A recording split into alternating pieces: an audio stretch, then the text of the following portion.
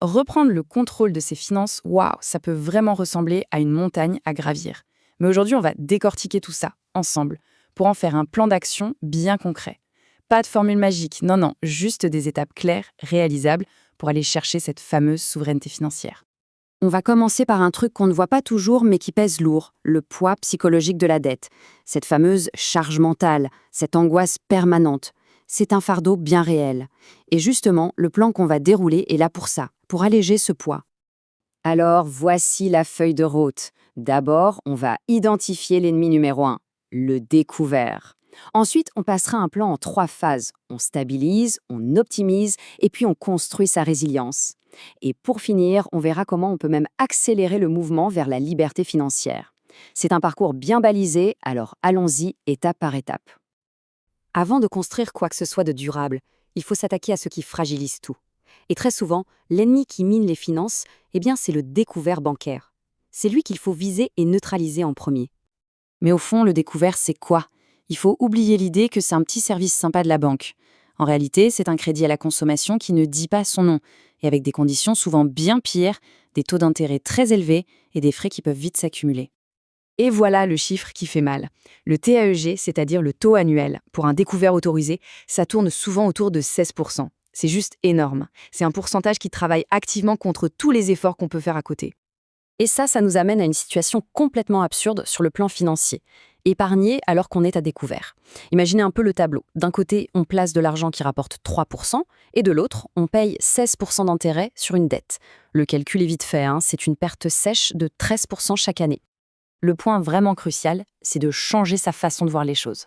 Rembourser son découvert, ce n'est pas juste une dépense, c'est l'épargne la plus rentable qu'on puisse faire. Le retour sur investissement, il est de 16%, garanti, sans aucun risque. Aucun livret d'épargne ne peut rivaliser avec ça, c'est impossible.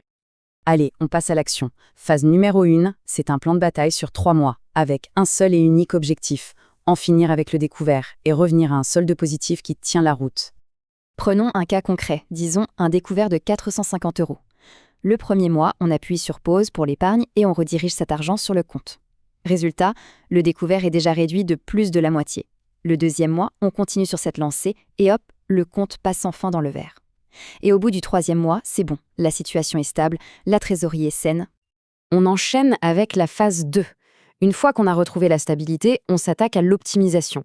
L'idée, c'est de faire des actions coup de poing, intelligentes, qui vont générer des économies tous les mois, sans qu'on ait besoin d'y penser en permanence. Et là, le potentiel est vraiment intéressant.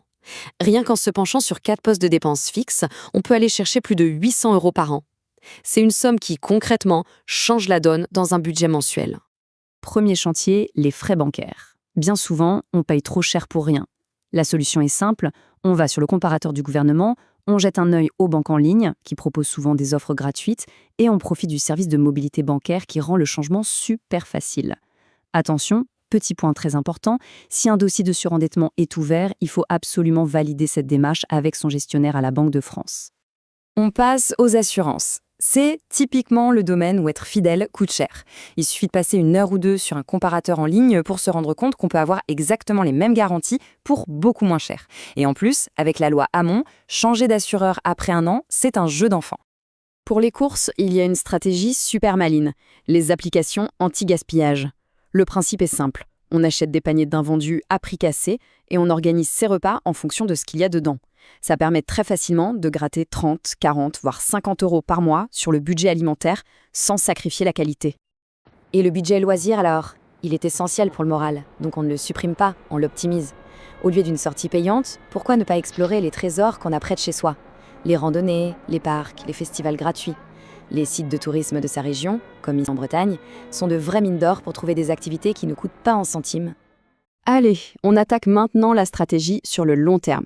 La phase 3, c'est l'étape où l'on construit son propre filet de sécurité financier.